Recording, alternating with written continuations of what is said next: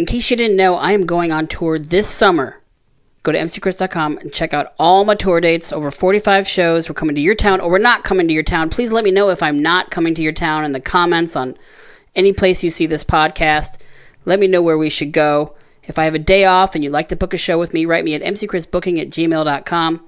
Otherwise, if you'd like to just come see a show and celebrate 20 years of touring with me, go to mcchris.com and get your tickets today. Okay, let's start the podcast. Who gets excited about these surveys? I don't want to give the person 1 star, but guess what? I got nothing. All I did was get a phone number to call. I'm not going to ruin somebody's life. Right. I'm not going to make this poor Uber driver who's come from That's the thing. Eastern Europe to America so his kid won't get killed. And I'm going to give him 1 star? Yeah. Ruin his life? I gave somebody 1 star once on Uber. This old Southern lady taking me from Dave Willis's house back to whatever hotel I was staying at in Atlanta. I think we were probably doing Pretty Face. And it was COVID. And I had a mask on because it says, put your fucking mask on before you get in this car. And then I got in, I had my mask on. But then she started lecturing me about not wearing a mask, and I was like, I don't care. Fine. But I mean, the whole time? I don't want to talk. Yeah, I don't want to talk to you. No talking. I don't want you talking to me. I love that the app says, do you want a quiet ride? Yes. I'm like, yes, I do. I want a silent ride. I don't want quiet. I don't want a whisperer. I want nothing. Yeah. But then it's like they totally disregard your requests for how you want the ride to go. Or they can't read the English. Yeah. Sometimes I'll go in and I'll do the customary. I'm not going to talk the whole ride. I just like, hi, how are you today? How's it going? A little courtesy. Yeah. And then they give you nothing. And I'm like, that always gets me like, okay. I'm so sorry. I got into your car and we had to go somewhere. Dana, I get it. Dana, this is the most important question I think I've ever asked on the podcast. What's my Uber rating? No. How do you feel about temperature? Like in general? Like what are your temperature needs? What scenarios we are talking about? You've stepped into a car, an Uber.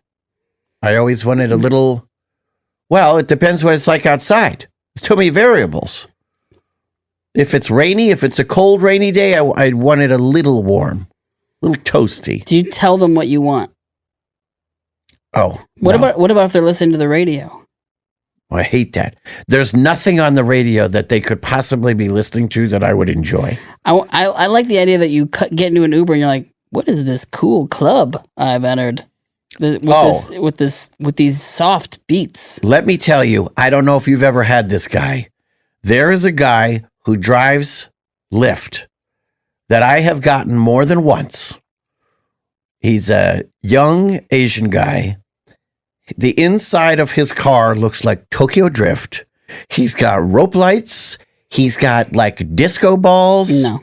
And then he's got screens on the back of the front seats that are playing nothing but old variety show and concert footage with the audio of it, Earth, Wind, and Fire. That is all that it plays. That's it. And it is awesome. You get out of that car feeling like $1 million. You're like, you know what? Maybe we go around the block one more time. I really like this. Sometimes you enter a Lyft or an Uber and it's really clean. The temperature's perfect. He doesn't talk to you and there's no radio on.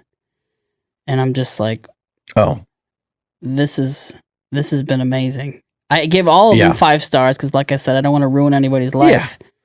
But sometimes it's nice to give the 5 stars and have them actually earn it. I had a guy who got mad at me in Chicago. I got in the Uber, and he was like a real big guy, and he was like, "Oh, what kind of music? What kind of music do you want?" I said, "I don't care, whatever you want to play." And he was like, "I'm providing a service, man." I'm like, whoa, Jesus! I said, "You pick the music. Surprise me. I want to know what you want to listen to. I don't pick the music." Unless you have Epcot background music, motherfucker. Yeah, put that on. That's what I want for this incredible service you're providing me. It's embarrassing to tell you what my needs are. Yeah. Do you have the background music from Mickey's Toontown?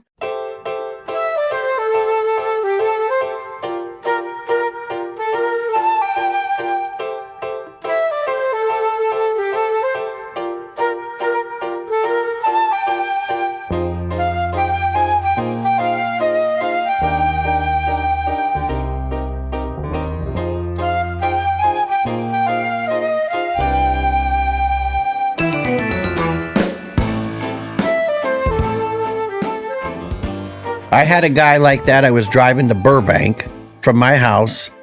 And in Burbank, there's this one weird little section that it kind of goes down and makes a U and goes right back up. It's just to access those businesses. I was not trying to go over there. But this guy who was really young, a young Russian guy, and I was like, do not make a right here because we're just going straight down this street this way. And he's like, bro, I know all about Burbank. And we fucking make a right turn. I drop body off and then, in all parts of Burbank. Then we make a left. And then we make another left. And then we make the right. We make a humongous fucking U-turn. A wide, multi-block U-turn. And then he's like, oh, sorry. I was like, I told you not to go down there. It's such a scary concept, although it's obviously become a part of our life. But it could be like, you could have that perfect experience, but you could also be like in a car with a murderer. And or with somebody who's just a hot-headed, violent person. Or someone who just doesn't, I get, you don't want to be there, but not scary. Many situations. If you walk into McDonald's to order a sandwich, the person behind the counter, your life is not in their hands. Your life is in someone's hands when they're driving a car. Yeah. That's why I won't take Uber to the airport anymore. I get so scared to be like, I have to work up the courage to be like, can you turn off the radio?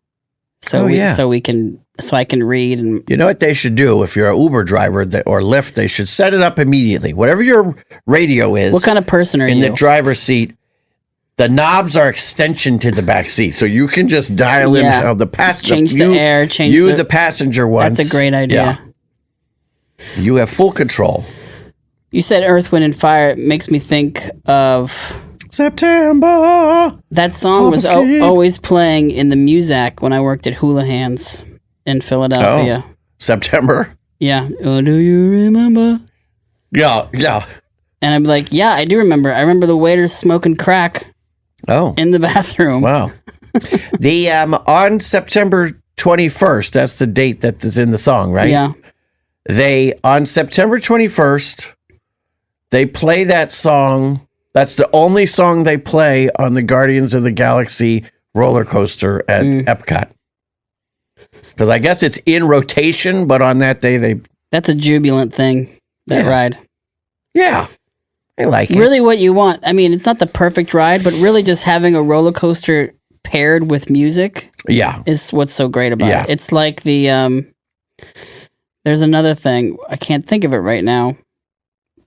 There's another thing that has music in it. That's, on Universal? Because there's the Rip Ride Rocket at Universal, that's what I'm thinking of, Florida. Where you like hear Aerosmith. And I think that one you can, there's at Hollywood Studios, there's the Rock and Roller Coaster with Aerosmith. Yeah. But Universal has one, which I think they've torn down now, but it was, the thing that was unique about it was you could choose what song you wanted to listen to. Everybody on the train could have a different song playing. Yeah. But it was one of those where it went straight up in the little hump and then straight down for the drop, like I love the Space Mountain soundtrack. I've brought this up already on the podcast, but when you ride this ride, right behind you is just a perfect little speaker. And I'm always just, because we wrote it so many times, I'm just like, man, he really wrote this score completely in sync with what the ride is doing. Well, you know, it's interesting. I don't know how they do that. There's a lot more power in it than just that. It's not turning the music on. There are parts that just hold because no cars on Space Mountain go through at the exact same time because it's all about the weight of it. So there's basically, when you listen to that song, it's really like 12 micro parts, but you don't notice because they can't, it's like, it's a lot more complicated than you would think, because you'd think it would just be like, turn it on at this point, and then it turns off. But it's like all these different, there's sort of like holding points. He does the music for Marvel movies. Michael Giacchino. Giacchino. And now his son is starting to make things. Yeah, and he does all the Pixar, or he's done, I think Star his best Wars. is he did like Incredibles. Yeah. All the Pixar ones. You know who I really love? What composer is Alan Simon. Alan Silvestri. Oh, yeah. Cat's Eye. He did Silverado. He also did. He did. He did also like did Who Framed Roger Rabbit. He did hundreds of amazing scores. This is a guy where just so much good music comes out of him. And if there's one thing I've been noticing, and at least in the past 5 years of my life, because I'm watching things again for the first time in a long time, is that so many movies are their soundtracks. Whether it's Back to the Future or Goonies or Jaws or even Star Wars. There's just so many things where it's like you take that soundtrack away, you pull it away from the movie, and it just is flat and dead. My daughter has been, because her friend came over, they had a play date last weekend, and he loves Harry Potter. She's never wanted to watch these, but they started watching a little bit of the first one. Now we've gone through the first two. But when there's moments there's a little too intense, when she and I are watching, she just mutes it. And it's amazing how stupid it looks when there's no sound, well, John Williams he's some sort of like otherworldly being, because his scores are just transcendent and so iconic, and they really do change the movie. They change Jurassic Park. They change Harry Potter. Indiana Jones. I mean, Indiana Jones without the music is really weird. And and you see these new Indiana Jones movies or the new Star Wars movies, and it'll be someone trying to imitate John Williams. Or they'll do that, like, in the background, you hear the little... like, remember this song? Like, all right. That's the worst. Yeah. But it's like, there was something that he could do that nobody else could do. Well, here's my question. Do you think... if some other, I mean, it's an impossible question to answer, but could someone else have done it? If someone else had been given the greatest movies, would if Alan Silvestri had been given Star Wars and Jaws? I don't know. And because he's done so many things, there's some of his scores are not as iconic. But maybe oftentimes it's also because the movie wasn't iconic. I mean, it's obvious. Yeah, I mean that's the thing. Like, given it's a kismet thing, like we talked about before. Yeah. It's the meeting of two of chocolate and peanut butter. I would love to do. You know how like they say, like when you're a writer, like you do a spec script for some show that exists. I wonder if that's like that should be a thing with composers who film compose. Like, all right, let me see your first 15 minutes of Raiders of the Lost Ark, or you do your score. That'd be interesting to see how different it would feel. Yeah. With somebody's alternate music and sound is like, it's just become clear to me like recently how important it is to like a production and even like Aqua Teen, that theme song in the first couple seasons, it really sets the tone. And it's funny because the tone has nothing to do with what the show is. But it really sets this tone of like, this is a backstreets bullshit. Urban. You're about to see bullshit. Yeah, but a lot of pompous. Pomp and no circumstance. Pomp is a great word. Yeah, but it really sets it up for like this is going to be something, but it's not this thing. It does not pair at all with what you visually see. But it's a perfect pairing for some reason, and I think it's also happened in this podcast where it's like. The music, something happens where it transcends the actual song and it becomes meaningful. It means something. Like now, oh, my friends are here and I get to relax is what this song means. Yeah. You know, it's just funny how music can kind of go beyond what it was originally intended to do and become something meaningful to the listener or the audience member. That's what, what's her name was always talking about. Annie Leibovitz. No, Fran Leibovitz. One of those. Author. One of the Leibovitz. The lesbian law author Fran. Yeah. Music has an unfair advantage. Nobody says, oh my God, that's the book I was reading during my high school prom. Yeah. But they'll all say, you attach your own emotions to songs in a way that you don't do with any other medium. I mean, film maybe comes close, but film also has music. Yeah. But you can hear that song anywhere and remember like, oh, that's the song they played at my grandmother's funeral, or that's the first song I danced to with my girlfriend, or that's what I was listening to in the car when the baby was born. I immediately started to rely on music to comfort me. As soon as I went to college, my first year in college at the School of the Art Institute of Chicago, my poor roommate, who I didn't like, and he ended up becoming like a not so great person. but I played the Charlie Brown Christmas special soundtrack every night when I went to bed to calm With me. another guy in your room. Yeah. Wow. To calm me down That's... and like help me go to sleep. How long did you go to that school? A year and a half. Oh. I read a Rolling Stone article that was like, that's the number 2 art school in the country. The number 1 art school is Tisch. Gotta go to Tisch. So I transferred. But I remember You must have been a good student. Yeah, all the teachers gave me great recommendations, and I'm really great at bothering a teacher to give me a good recommendation. Or like, I will do whatever you want if you just please leave me alone. Yes. The fuck alone. But when I was a kid, I said to you before that my brothers and we didn't get along, but we would get along when we were building Legos, and we'd have WLS on in the room. What's that? Radio, Chicagoland radio, and it'd be playing music from the 80s, late 70s, early 80s. And when I got to art school, I'd be listening to this music all the time, and I called it Lego music. It was really what you'd call classic rock now. Mm-hmm. But like The Police, Every Little Thing She Does Is Magic was like my favorite song, and I would listen to that to kind of like lift me out of the malaise of being a freshman at college, being away from home for the first time, living in a big city for the first time. And music like saved me. And it saved me in high school when I was riding around and listening to hip hop and stuff. And my brother would make mixes and I would make mixes too. And it became a big part of, existence. But then I started to rely on it like medicine when I left home and was having culture shock. Became like much more important to me. I literally do that with all my, which is the nerdiest thing, my Disney background music. I used to have a whole bunch of them that I would get from other collectors of it. Like not just albums that Disney would put It's making you feel like euphoric. It puts me in my happy place. Yeah. My wife will joke because, I make playlists and they'll play through Alexa and things.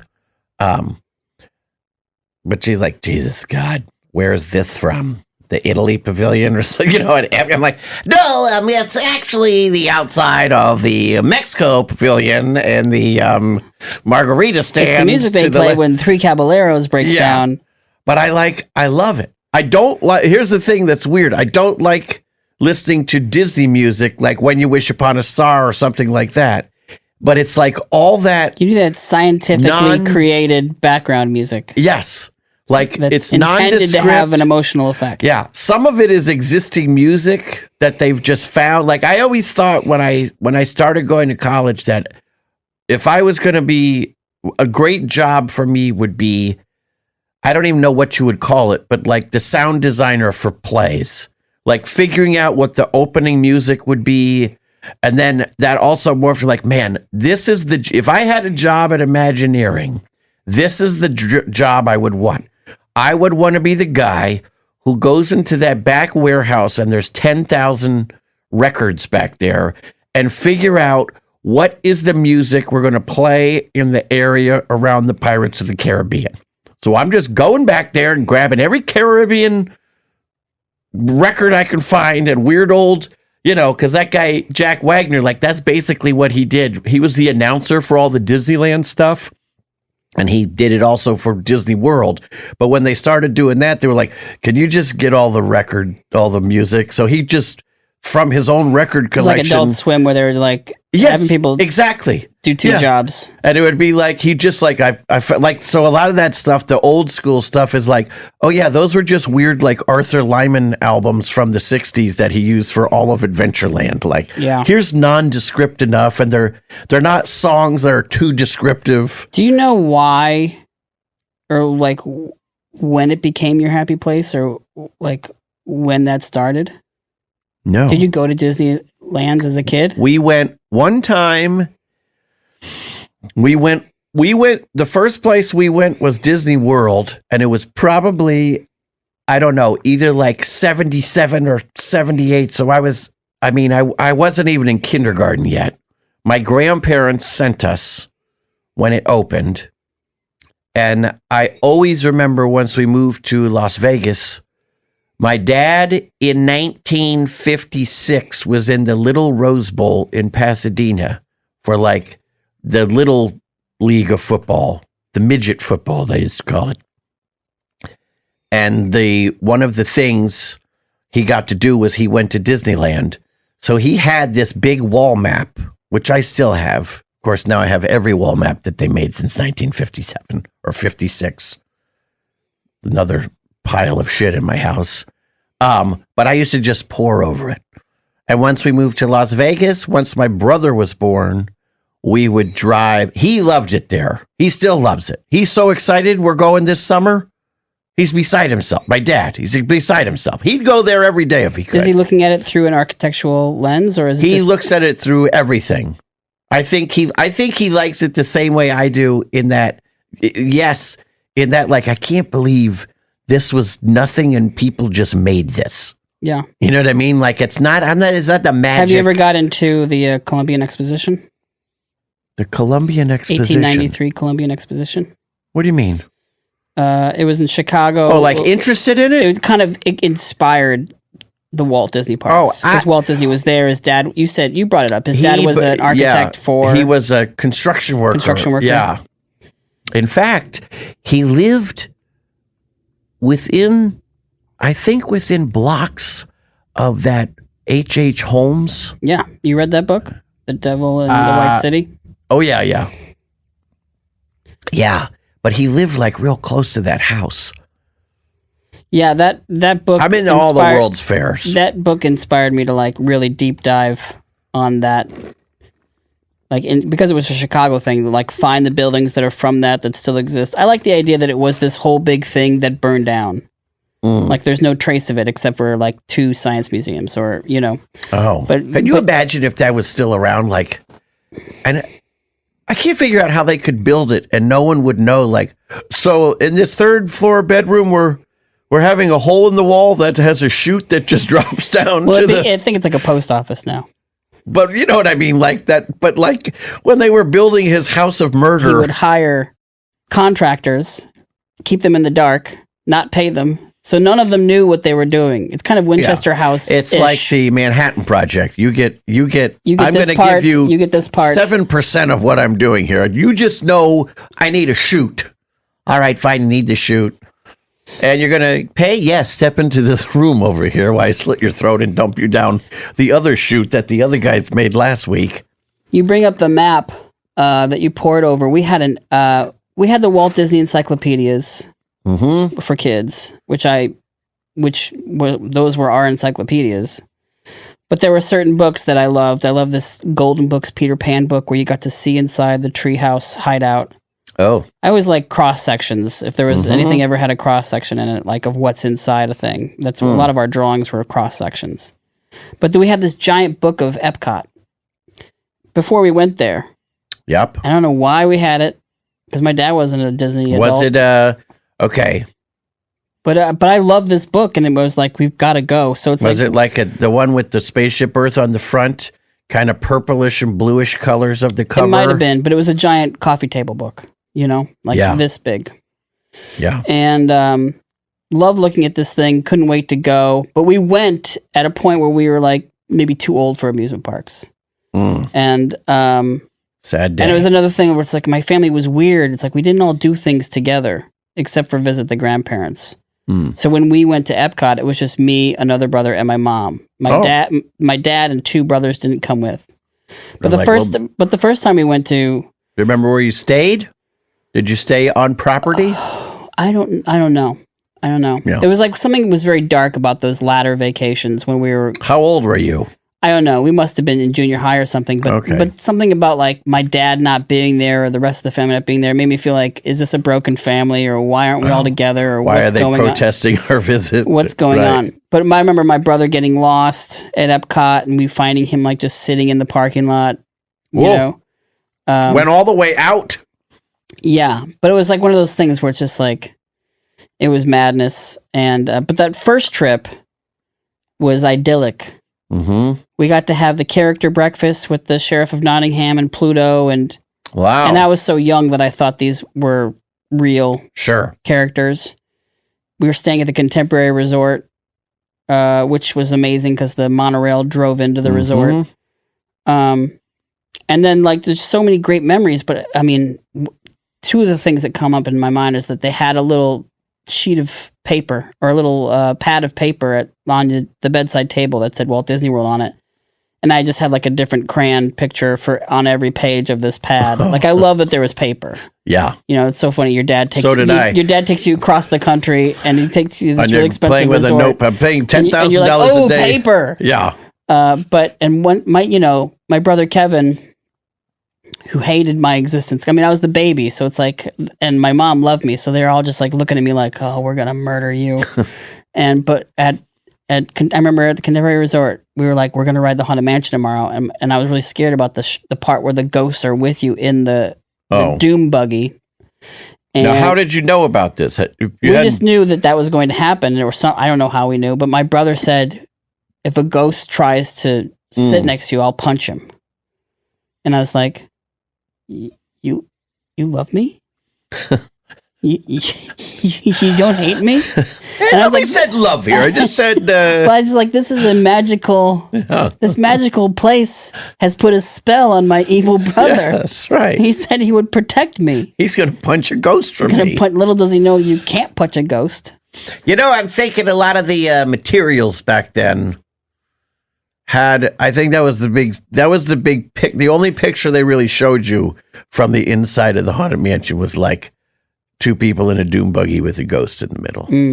So maybe it was in the flyer or something. Yeah. But we were all together, and it was a magical experience. Yeah. I don't think that's what created my love of Disney. I think touring the country as a musician and fans taking me into the parks, I haven't started paying for the parks until just recently. But for 20 years, I didn't pay for anything. Didn't you feel weird that they're giving you all this stuff? I always feel like we had friends. They're still my friends. They used to like get us into the park and stuff. And after a while, it's like, I feel bad about it because I feel like I'm not repaying what they're giving me. Like, it's not a fair exchange. It was a thing where it was a fan who, it's a thrill for them to hook me up. But I think it definitely would be hard to be on and be a celebrity for just for hours at a time, where they join you in the park. And I think, their kindness was awesome, and we didn't have to pay for parks, and we got to skip like every line. Yeah. But it was also really difficult for me to be MC Chris for a day, or to answer MC Chris questions or Adult Swim questions for a day. I think that was difficult for me. I think it also made it difficult with the guys who used to get us in, because Disney changed. It used to be they could bring 3 people in with them anytime they went. And then at a certain point, I don't know, obviously pre-COVID, but maybe 10 years ago or something, then they changed the rules that there were only 10 days a year you could bring those 3 people in with you. So they became much more selective. Like, and also at Disney, the hell do they care? I mean, even if every single employee brought 3 people in one day, because they also had blackout dates, always. But you are under such a spell once you enter the place where you're just like, I will spend more money on what is this? Food and how much is this bric-a-brac cheeseburger egg roll cost? $17. We'll take 2. Oh, Mickey ice cream bars. You're going to spend money. You're basically like, come into our place where money just escapes your system. It's like a strip club. What's your favorite Disney World park? Just in Florida, you mean? Mm-hmm. That's the first time I've ever had to take a breath and think about it. You got one day. You can only go to one park. Well, not. I don't know, because I'm just you by yourself. It's just you by yourself. You'd have to factor in your child or anything else. Well, I don't know. I have to reacquaint myself with these worlds. I feel like I've been hitting up Animal Kingdom more often lately, so I can ride Avatar or ride the Yeti ride or the newer rides. Yeah, and I remember I showed up, for the minecart ride like the summer it premiered, and if there's something that's premiering, I mean, Magic Kingdom I feel like has a lot of bang for your buck. I'm really interested in Hollywood Studios, and like, would I think that's fun now? I mean, I'm really there to check out the Muppet 3D show before it gets retired. When does it go down? June, and But I don't know. It's like you have to reacquaint yourself. Not a lot to do in Epcot, especially if you've got a little kid. I mean, if you're an adult, yeah, you drink and you eat all day, and it's great. But if you're a kid, you got like 2 things you can do.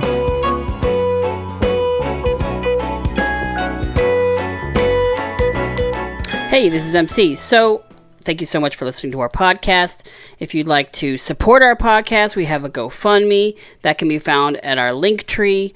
So you go to linktr.ee/mattersnotpod, MATTERSNOTPOD, and that'll take you to all the different places our podcast is available. And please go to the GoFundMe and please donate. I get a couple donations every week, and it really helps because I have to pay for the studio time and I paid for the art, and we don't have advertisers, which is really nice. So if you would like to advertise on our podcast, you can do that as well. We're trying to get corporate sponsorship, so it's not so much like a fan thing, like we're not going to talk about your band or give a shout out to a friend, but maybe we'll do that down the road. But right now we're not doing that. We're just looking for corporate sponsors. But if you want to do that, please write us at our Gmail, mattersnotpod@gmail.com. Thank you so much for following us and supporting us. Please support us and subscribe like wherever you can on YouTube, Spotify, Apple Podcasts, and leave a review. That's the most important thing. Please leave a review.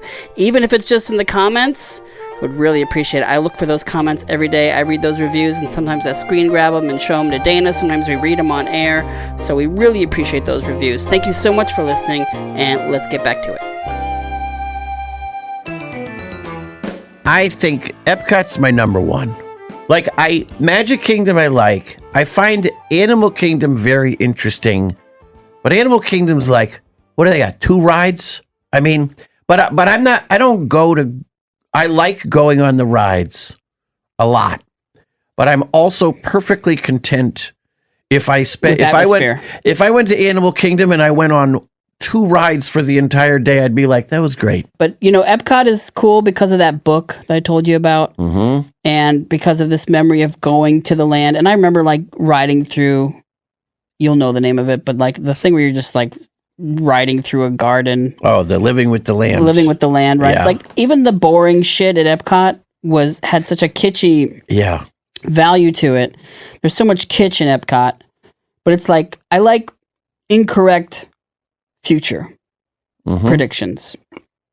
I like the old World Fairs. I have this one World Fair poster from Chicago, but it's like the future's going to be like this. Oh yes, right. Like these dated versions of what the future might be, with zeppelins pulling up to skyscrapers and stuff. Right. Like I love this idea of like this is what the future's going to be like, and they're just like no one said anything about the internet. Yeah, like they had no idea what the future was going to be. I think I went the first time I went to Epcot because my dad had that same Epcot book. He went to Florida for some AIA convention, the American Institute of Architects, and he came back. And one of the days was they took them all over to Epcot, and he took all these pictures, all of just architectural elements, and then he came home with this book.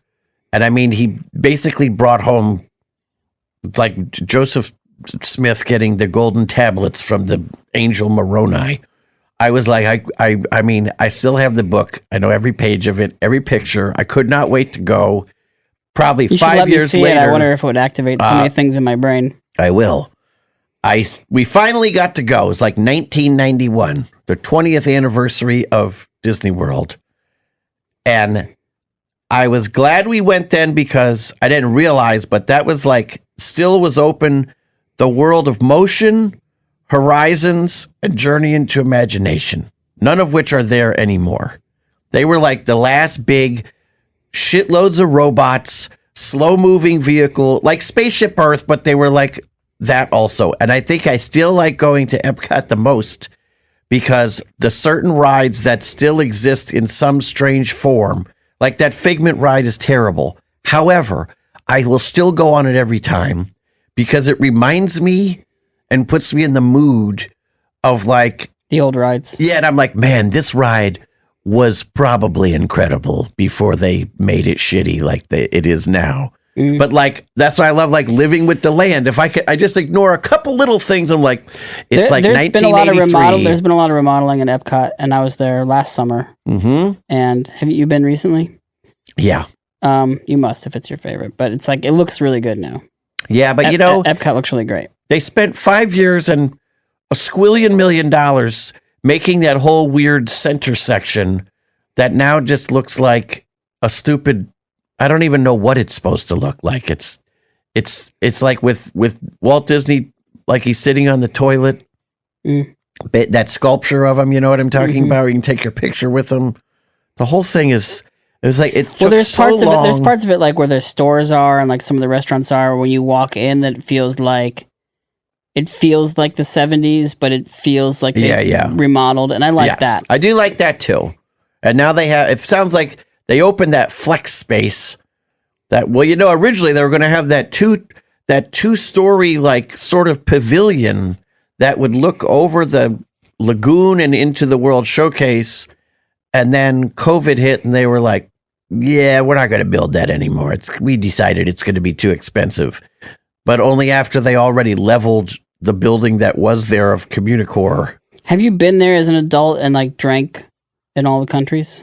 I mean, I haven't drank in all the countries. I mean, I probably throughout all my visits, I've probably had a drink in every country. Yeah, I always get a beer. I feel like in Canada. I feel like that's too much drinking, and then you're like a drunk person at a park.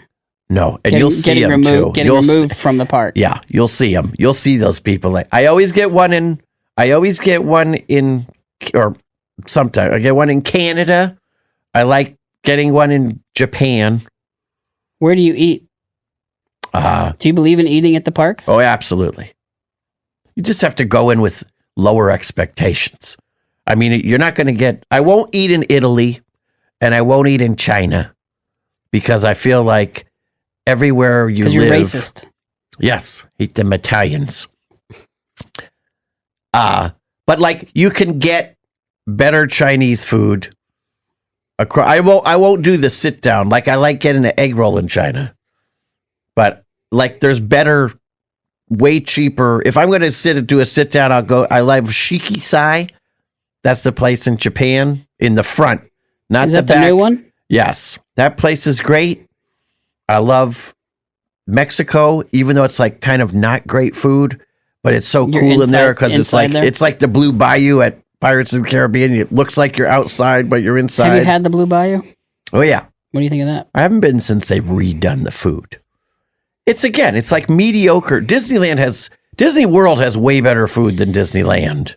I struggle with the food, and it always comes back to like, oh, this popcorn's pretty fucking good. Yeah. But you'll sit down, you'll eat some viral thing. Like I had the cheesy garlic pretzel bread that's by Matterhorn. Everyone was talking about. I saw somebody eating that. This is the best thing. Then I had it, and I was like, the cheese feels like liquid, and it's like the bread feels like it's not cooked. And I've had so many bad food experiences. Well, Disneyland is far worse than Disney World. Because Disney World has all the bad food that Disneyland has, but then it also has still like 60 extra restaurants, some of which are good. Yeah. Or like I always love going to the German beer garden, that buffet in there. There's a little bit of everything. Yeah. It's great. I like going to the Canada place, but it's just steaks. We were at the Animal Kingdom Lodge. We were had breakfast there. They gave me, I don't know if it was the Pog juice, but they gave me this juice. I swear to God, it's the best thing I've ever drank in my life. I like the It was like guava and papaya. Whatever POG stands. Orange. Yeah. And she's like, "Do you want the juice?" And I'm like, "What's the juice?" She's like, "You want the juice." She's like, "You want it." Yeah. And I'm like, "Pour it into me." I think that I really like that Animal Kingdom Lodge. And I really like that both the restaurants in there, the buffet is awesome. It feels like slightly better for you food. I just wish staying at that place was more convenient to get to any of the parks. You brought this up before. I didn't notice that. We were happy to be on a bus that wasn't like a bus to the Uber and Lyft at LAX, stand. Yeah, Like see, that- every time I've been to there's one of bad those, bus experiences, that's how and it's been. and it didn't feel like that for me. It just felt like, oh, we're on our way, and it was like 10 minutes, and you space out, and you're there. That's good. That's what it should be. There's so many places I want to try. One of the places I really want to try is the steakhouse in the Contemporary Resort. Oh yeah, you know what? Steakhouse 77 or something. Yeah, 71. 71, and because it's filled with pictures on the wall of old just history, It's like old history on the walls. They opened that almost at the same exact time that they shut down the Steakhouse 55 at the Disneyland Hotel. They opened up the Steakhouse 71. Mm-hmm. Although here's a nice little tip. They have delicious breakfast in there at Steakhouse 71. That's right. I ate there last time I was there. Something that I struggle with is that I'll go to like Planet Hollywood or Hard Rock, and I just want to walk around and take pictures of all the walls. And you're just supposed to eat there and look at what's at your wall. Well, sorry, the only thing you can look at is David Lee Roth's skid marks. His skid marks over here. His sunglasses. I'm always saying to some family, "Don't mind me." Yeah, they're all looking at me like, "What are you doing? Taking a picture of us?" You're asking for that when you go eat at one of those places. People are going to come walking around and looking right over your head. Have you stayed at the Hard Rock Hotel, where in the swimming pool underwater you can hear music? Is that in which one? Orlando. It looks like the Hotel California from the cover of the Eagles album. Oh, I didn't know that. Was that at Universal, right? Yeah. The fan was there and gave us a tour of all their Hard Rock, memorabilia. Mentos. Yeah, they're like, this is the couch that John Lennon masturbated in. Big crowd around that one. Lennon's couch. Skid mark. I stayed at the one in San Diego. I don't think I've been to the one. Not a great chain, but I love the stuff. I'm trying to figure out where Planet Hollywood, not a good restaurant. Love the stuff though. Yeah, I mean, they serve hamburgers. I kind of have had a craving lately to go to a Hard Rock cafe because I haven't been to one in 35 years, probably longer. But I'm like, the fact that any of them still exist, I'm like, maybe I should. It's definitely something. Just for it's definitely those nostalgia's sake. There are so many things that are living on borrowed time. That's why everybody's like, you see all these fights there and stuff now. It's because you can't. I mean, I don't know. I don't think you can go there for less than thousands and thousands of dollars. Yeah, it's a lot of people's like worst day of their lives. Yeah, the dads especially who are trying to be good. I mean, I remember we went one time and there was this guy who was not a Disney guy. He was just the dad. And we were outside waiting to go into the luau at the Polynesian Resort. And he was out there smoking. We were in a little smoking section at the Polynesian. This was probably 20 years ago, 15 years ago.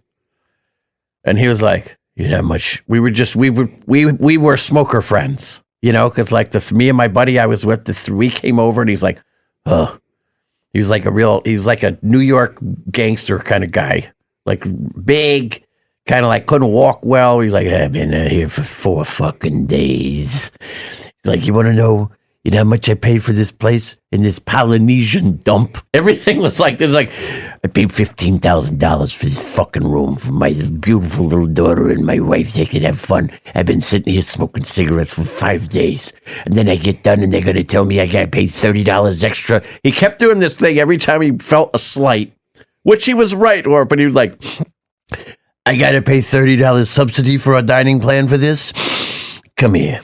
Like, that was his, like, but it was like, get closer to me. Because we kept joking. We're like, I guess no one went over to him because otherwise he would have punched him. So he just kept making it. And now I got to wait in line for 45 minutes. Come here. It was like his little, like, I'm going to, but like, that's why they're all aggravated. What do you think? Do you think it's new, the Disney adult? I mean, obviously, adults have always enjoyed this park. But there's like a whole new collector merchandise wave, and there's all these people in there that are like dressed up to be at the parks. I mean, a lot of these people are creating content for that's what social it is. media.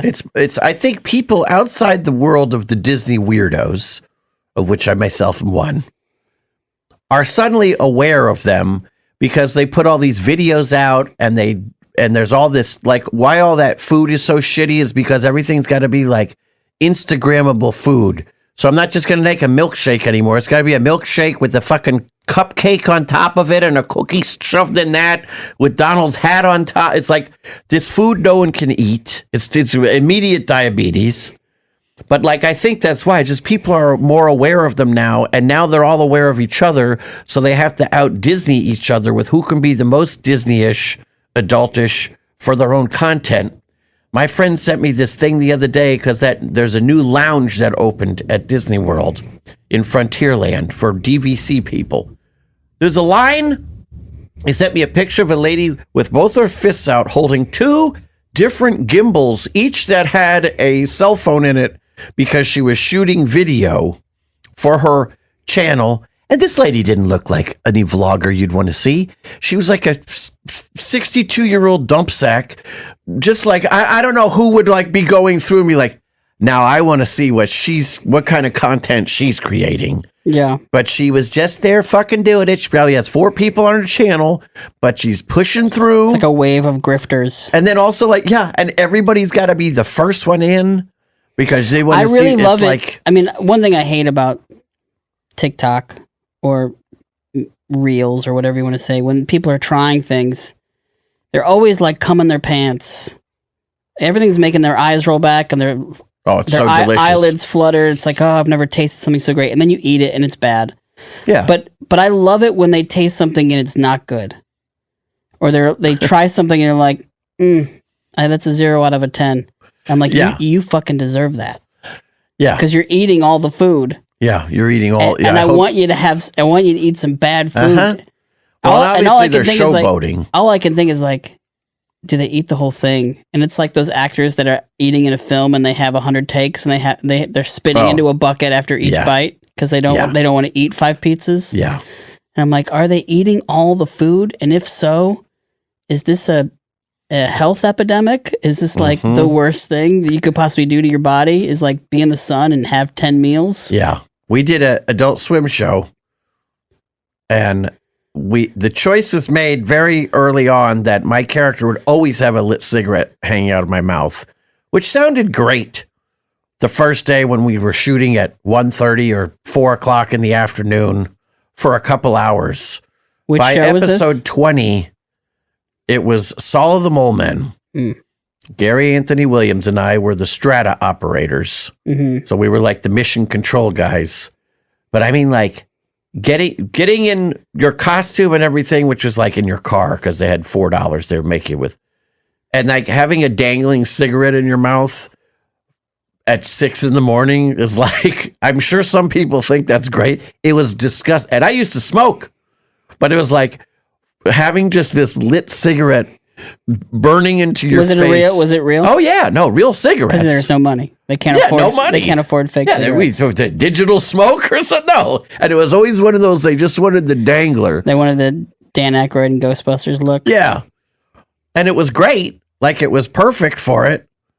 But most of the time, we'd be like, "Oh, why did we think this would be a great idea?" And then you're married to it forever. Yeah. Was this one season of that show? Yes, but it was one season, but it was 26 or 30 episodes. Oh, but it was one of those canaries in a coal mine kind of a jobs where it's like they were testing the waters to see, can we make a show? Can we do this? They had a very high budget. They had a very high budget pilot. Yeah, you've talked about that on the podcast already. And then then we were in that tiny room. That's funny. And I can't remember if we did Minara Team before it or after it. I think we were doing Minara Team, and then Pete Girardi was like, hey, you should come and audition for this other show we're doing. Minara Team was one season? I can't, it had to have been. There was a flurry of pilots right when I left, because I was in a couple of them. Yeah. I was in the pilot of Your Pretty Face is Going to Hell. I was in the pilot of Cheyenne Cinnamon. You were a seasonal beverage. It's a seasonal beverage, Tim. Yeah. Pumpkin latte. I wasn't live action ready, I guess. Well, the weird thing is that wasn't even the pilot. That was that was just like a short that Dave and Chris Kelly wanted to make. And then only like years later did they decide to do a show. Like it was that, but it was totally not intended as a pilot. It was just like Dave was like, let's make this short movie while we're shooting this, the Young People's Guide to History. We have this green screen space. Let's shoot this short in there. So we would shoot it like around the Young People's Guide to History. It was either they had the studio for an extra week or... So many things that didn't work. Nothing stuck to the wall for like a decade. Yeah. Not until Rick and Morty did something stick to the wall. But there was like 10 years there. I bet there's probably some stuff that stuck. That worked. But it was, Smiling Friends, that was... Well, I guess that was after Rick and Morty, after though. that. But I mean, it was so experimental. And it makes me think like, was Lazo just...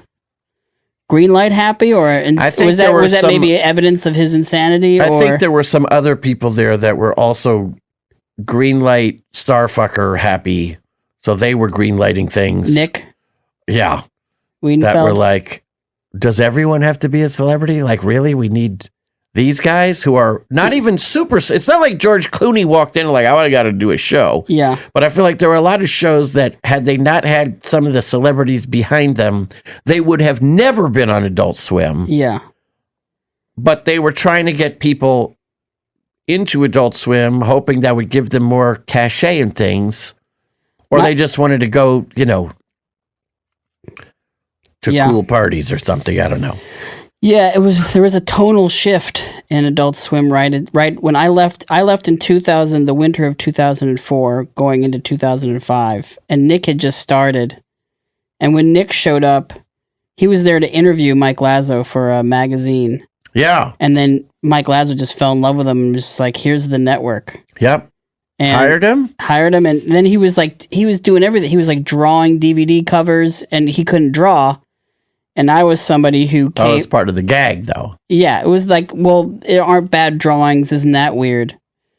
But I came from this kind of art school, drew my whole life, Hanna-Barbera, Disney. Yeah. Like, I like clean animation. They're like, that's actually the lamest thing in the world. We're going to do bad drawings. And that's where like 12 Ounce Mouse came from and a lot of the things that Nick was doing. He got hired. Then he hired... his brother. His girlfriend. And his brother. His brother.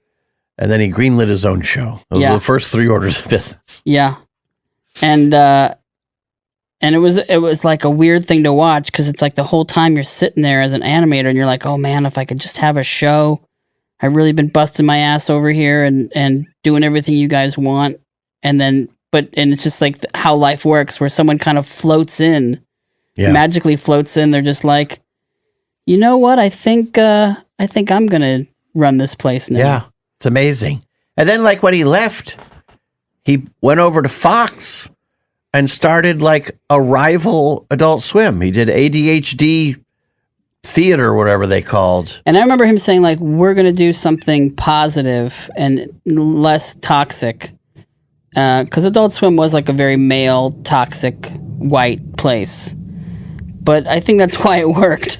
In those first 5 years, it's like those were the best. Those were really good years.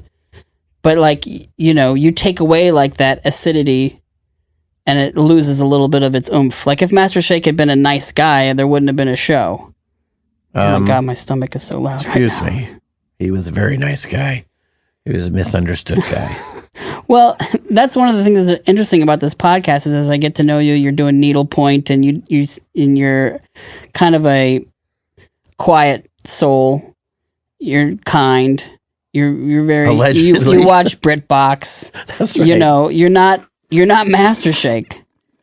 But I am not. But you drummed up this. That's right. You drummed up this really negative, horrible character that everyone really is like. I would say is probably the best character that's ever been on the block. See, that's the issue. I think he's a positive, wonderful character.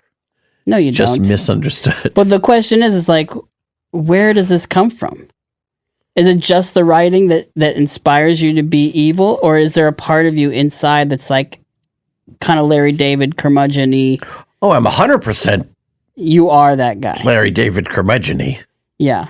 But could you be that mean to like an innocent little brother? No. You had a little brother and you loved him. I loved him. You brought him to show and tell. Yeah. He wasn't meatwad. Yeah. I could not be, I'm able to pull that because I can't be outwardly aggressive with people. Yeah. Excuse me, I was here first. I can't do that. I'm like, all right, well, I guess you can turn around and go complain to somebody. But I'll walk away like that motherfucker, that piece of shit. Yeah. So it's very Kermit the Frog, and like that you like it allowed the character allowed you to do the things you couldn't do. Right. It's a very liberating part. So had you not had Master Shake, you might have had a heart attack by now. Yeah. Oh, that's what it is. My stomach. I haven't had breakfast. Oh, what'd you do today? Anything? Did you go to the gym? I try. No, Monday is usually like chill out. Let's sleep in if we can. But you can't. You gotta get somebody to school. I tried to sleep for an hour and then I hit the snooze 3 times after school. Mm-hmm. Oh, see, my problem is once I get up. Today was a school day. Spoiler alert. I can't get back. Like I may fall asleep for 20 minutes sitting in my chair at 4:30 today, but I can't. Once I get up and out of bed, because my wife said, I'm going to take my daughter to school today. I said, okay, that's great. But guess what? She counts that as like literally getting in the car and driving there. I count it if you're going to take her to school, your ass is going to get up. You're the one who's going to get her dressed, get all that stuff. I got up at whatever, 6:30 today. I'm like, we got to get moving. The old lady's still laying there like a sack of potatoes. So I get her all up. Now I'm wide awake. I'm like, I can't go back to bed after this. Well, I'm watching TV until midnight. I went into my bedroom at 2:00 in the morning last night, which is a little unusual. So you can operate on 4 hours of sleep. Well, no, because I probably fell asleep. I started watching the new episode of White Lotus, but I don't remember the end, which means I fell asleep. And I woke up, like I'll fall asleep in my chair. Before I started having my siestas, I was falling asleep. Anytime I sat still long enough at the movies, watching TV, I was constantly like nodding out because I wasn't getting enough sleep. Yeah. My little time for that is like, it doesn't always happen, but when it does, it's like sometime between like maybe 3:30 and 5:30. Somewhere in there, I'll sort of like sit down and put my head in my hand for a little bit, and I'm not totally asleep, but it'll be like 15 minutes, and I'll be like, it's a little power nap. We were always making fun of my dad when he'd fall asleep or when he'd take a nap. Now you get it. Always fucking with him. It's like, no, because you're so sapped of energy just doing all the shit you have to do. Waking up, doing errands. That's that. You think everything's great when you're 17. The world is not, the rest of your life is not going to be like high school. Yeah. Which can be a blessing, but also it's not going to be, as hard as you may think high school is, it's also not going to be that easy. Yeah. Because all those everyone who's an asshole in high school is an asshole for the rest of their life. They don't change. It's not like when somebody's suddenly 42 years old, they act real mature. No, that guy's still an asshole. That's been one of the great things about Facebook, though, or the internet, is watching these people crash and burn. Yeah. Oh. Or just become mundane. See, that's why I don't like it. I don't go on it because I just don't want to know anything about it. It just aggravates me. Well, it's like those people, when I was on Facebook, I would every once in a while I'd see somebody I went to high school with, but there was not one picture of them on it. It was just pictures. I'm like, I'm memes. Looking at, I'm looking at, memes, no. It'd be like, I'm looking at whatever, Tammy Windot's page, but all I'm seeing is these 2 fucking kids who I don't know who the hell they are. Yeah. I mean, I told you I started following this puppetry guy on YouTube. I only like in the last, because my daughter and I have been making puppets. Only like the last couple, maybe month and a half, I've been looking at him. And then he's got hundreds of videos. Puppet Nerd is his YouTube channel. Wonderful guy, effusive, super positive. Just seems like a fun, nice guy. He's dead. Died of a brain tumor. But all that happened like just yesterday. They posted his memorial. But I didn't know this when I started looking. Now I'm like, I feel so bad. Got 2 young kids. The guy was like, 40 years old or something. But I was like, wow. The angel of death. I was like, these videos don't seem so much about making puppets. And it's like taking my first steps after, brain removal. Brain removal. Wow, this shit got real serious. And I mean, it's terrible. But at least they don't say do you believe tragedy plus time equals comedy? Sure. Yeah. And sound. We had a fight director for this show I was doing in New York, and he had done all the fight choreography for Beauty and the Beast on Broadway. I mean, this guy had done hundreds of things, but he was like, listen, when you get punched in the face on stage, the sound you make is the difference between comedy and tragedy. If I punch you in the face and you just go, ah, it is impactful and hurts. But if I punch you in the face and you go, then everybody laughs. And he goes, it's the same motion, because he was trying to tell everybody, don't try and do a funny punch. There's no such, the funny does not come from the action. It comes from the reaction. If I punch you in the face and you wince realistically and make a realistic sound, that's one thing. If I punch you in the face and pull my fist away and you're deadpan, but then you start spitting your teeth out, that's funny, because it's all in the reaction, not in the action. The action is always a real action. It's all about the reaction. When we did West Side Story or Romeo and Juliet, there was lots of stage fighting. Oh. And our abusive director was like a stage combat master. Choreographer. And he would have like classes, and oh yeah. And he was just one of these. Did he wear a pirate shirt? A lot of those guys like the pirate shirt. No, the but blousy. It's just one of these guys taking things just so seriously. Yeah. And I mean, the thing is, it should be taken seriously because people can get actually hurt. Yeah. But none of those guys take it seriously in the right way. Yeah. They take themselves too seriously. Yeah. I remember last story of the day, I was making out with somebody up in this little alcove. Oh, this was extracurricular, not part of the show.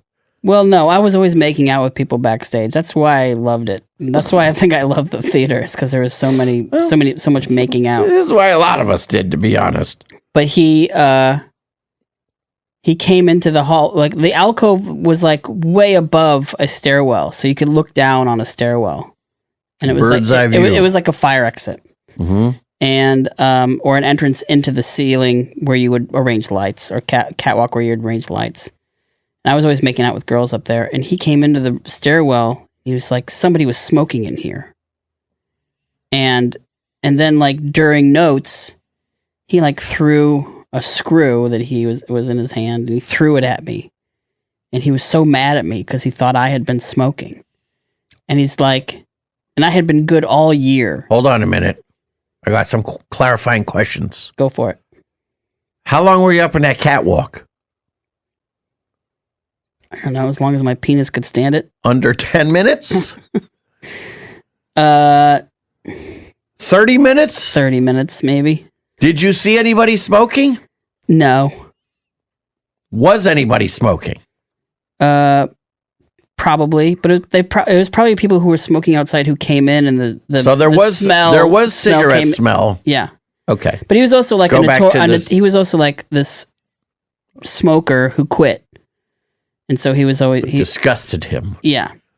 All right. So he's got the screw. But he really laid into me. You were good all year. You're good all year. He's like, you've let me down so much.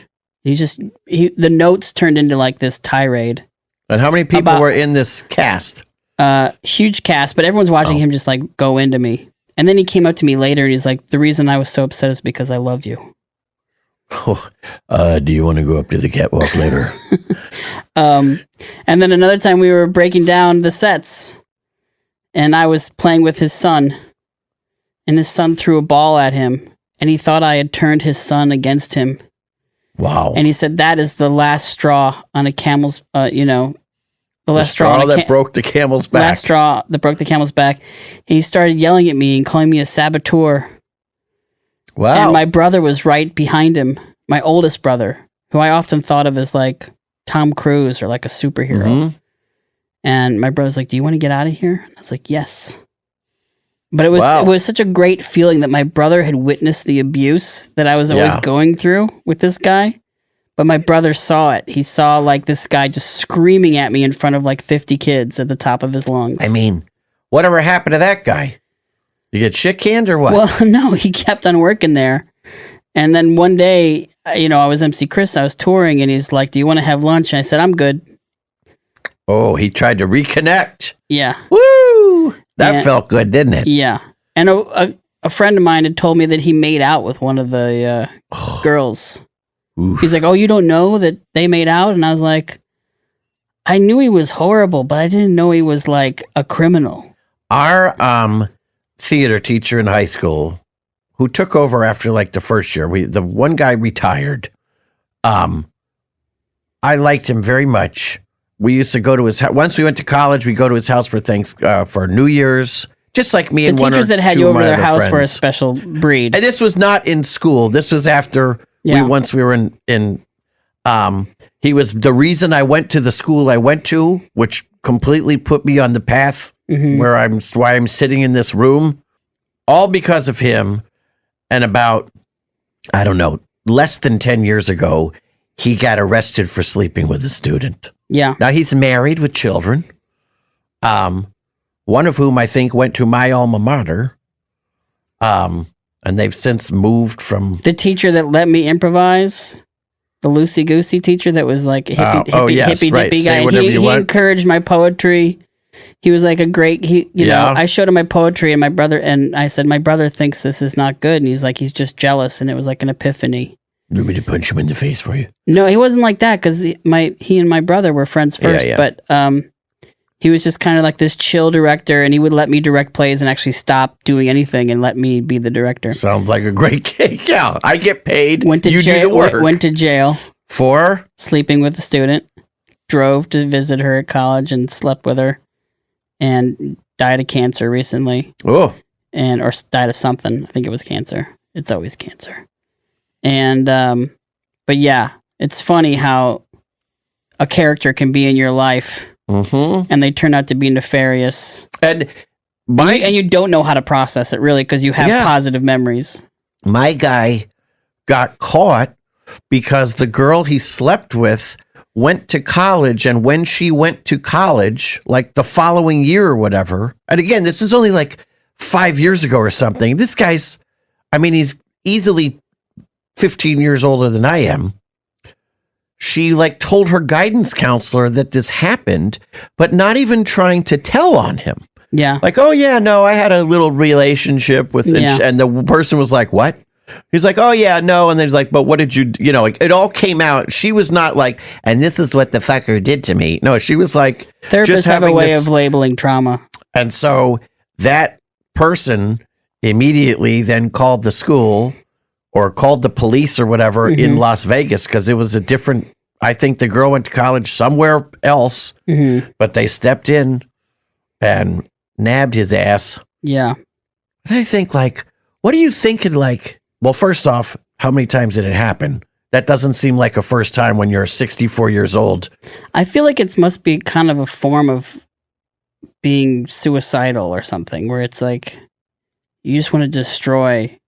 Or you think, or you've done it enough that you got away with it before, and this is just a regular. Well, it's just behavior that can destroy your life, and where you either end up dead or in prison. And you're like, he always seemed more familial with a lot of the theater students, because you're also doing things where like you're building sets until 10 o'clock at night. It's not like you're just in a classroom. You have this. But I remember those conversations when you'd sit down and you'd have a conversation with some of these horrible people.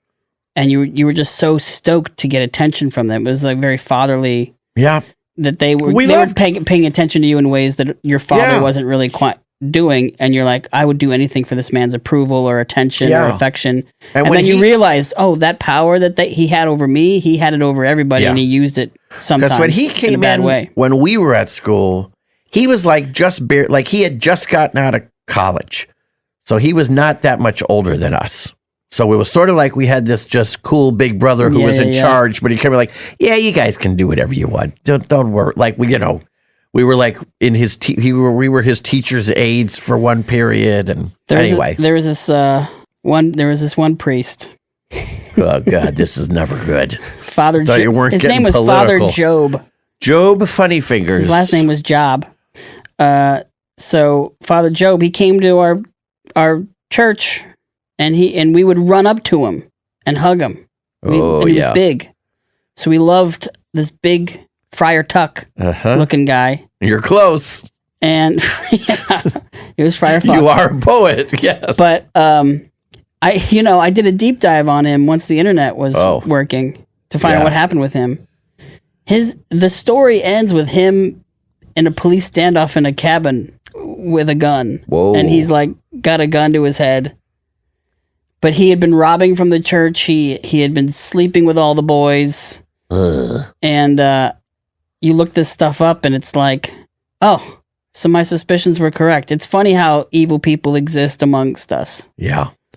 We had a guy named Dr. Lowe who taught our freshman musicology class, and he was very weird. He was big. He lived in his car, which was obvious. We only had found that out afterwards. We found out afterwards, but like he wrote his own book, so we all had to buy his book for the class, which was some overpriced thing that he had spiral bound at Kinko's. We're like, this is weird.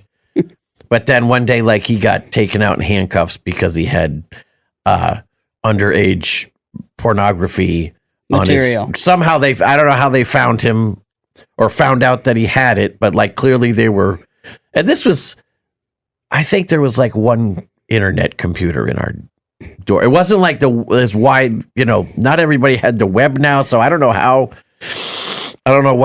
we got caught, but we're like, oh shit. Can you imagine how hard it must have been to be like a pedophile during the Pony Express days? Jesus. Probably easy.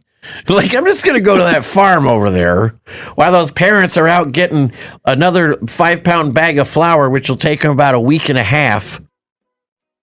Have my way with all these animals and things. You get your stuff in the mail, your pornographic material in the mail, and you got to wait a month. Well, you got to just keep ordering it, so it's on a regular, like, subscription type thing.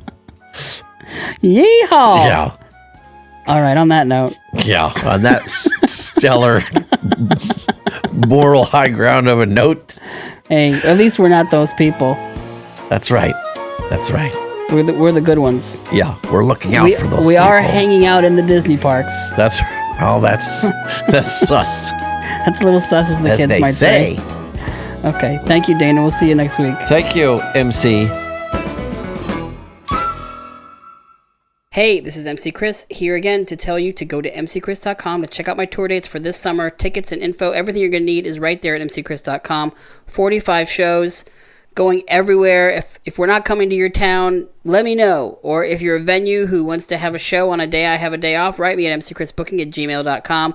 Go to mcchris.com and go check out my tour dates for my big celebrating 20 years of touring tour this summer.